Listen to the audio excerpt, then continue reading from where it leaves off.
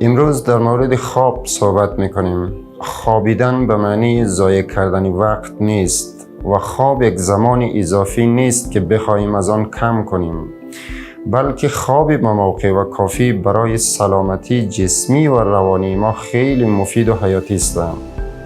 خواب کافی از نظر کمی خواب است به طول 7 تا 9 ساعت در یک شبانه روز، ولی از نظر کیفی گفته می توانیم که خواب کافی آن است که پس از بیدار شدن احساس رفع خستگی داشته باشیم و بتوانیم فعالیت‌های روزمره خود را به وجه احسن پیش ببریم.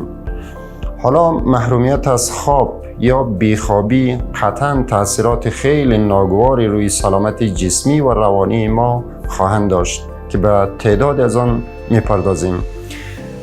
در ابتدا یک تقسیماتی داریم به معنی به شکل بیخوابی حاد و بیخوابی مزمن. اگر محرومیت از خواب یا بیخوابی کمتر از 3 ماه دوام داشته باشد، مثلا در حدود 1 شبانه روز، 2 شبانه روز یا بیشتر تا 3 ماه، به معنی بیخوابی حاد تقسیمات می شود.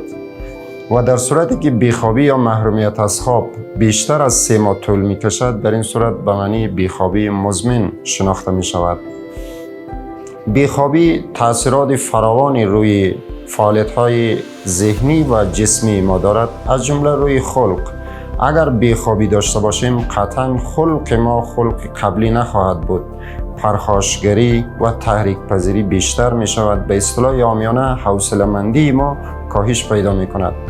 همچنین روی حافظه مخصوصاً حافظه کوتاه مدت فعالیت نرمال و سالم خود را نخواهند داشت. روی توجه و تمرکز همچنان تأثیر دارد. اگر خوابی کافی نداشته باشیم قطعاً از توجه و تمرکز کافی برخوردار نخواهیم بود.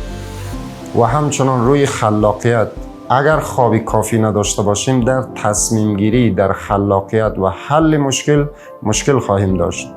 و همچنان بیخوابی یا محرومیت از خواب روی انرژی بدن ما قطعاً تأثیر دارد.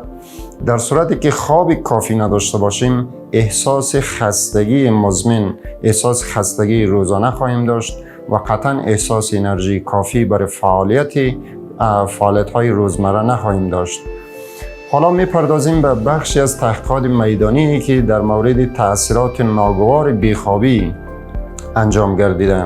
یک از تحقیقاتی که روی دانش آموزان تعدادی از مکاتب در بعضی کشورها انجام شده به بسیار وضوح و روشنی نشان میدهد که بیخوابی روی حافظه کوتاه مدت تأثیرات ناگواری دارد و دانش آموزانی که با بیخوابی مواجه بودند، از جمله مثلا بیخوابی هایی که گفتیم حاد هستند برای حتی 1 شبانه روز، 2 شبانه روز یا بیشتر، قطعا تأثیرات بسیار بد و تأثیرات بسیار منفی روی حافظه کوتاه مدت آنها داشتند. و همچنان تأثیرات بیخوابی تحقیقاتی که روی راننده ها انجام شدند و متاسفانه حادثات ترافیکی نزد راننده هایی که دچار کمخوابی بودن یا بیخوابی بودن بیشتر از افرادی بودند که خواب کافی داشتند. یک موضوعی را داریم به نام خواب کوچک یا ریز خواب یا مایکروسلیپ. مایکروسلیپ خوابیدن یا خواب رفتن برای مدت‌های بسیار کوتاه، مثلا برای چندین ثانیه است. در حالت‌های عادی تأثیر خاصی ندارد، ولی در جریان رانندگی با سرعت‌های بالا قطعاً مایکروسلیپ یا ریزخواب ها میتونه خطرات بسیار بزرگی را به وجود بیاره.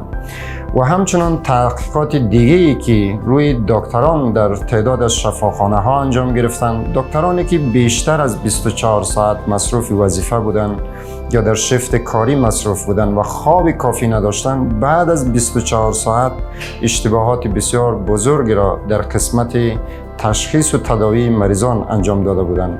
به این اساس گفته میتونیم که خواب یک زمان اضافی نیست که بخواهیم کم کنیم و خوابیدن هم به معنی ضایع کردن وقت نیست، بلکه خواب به موقع و کافی برای سلامت جسمی و روانی ما خیلی مفید و حیاتی است. با تشکر از توجهتان.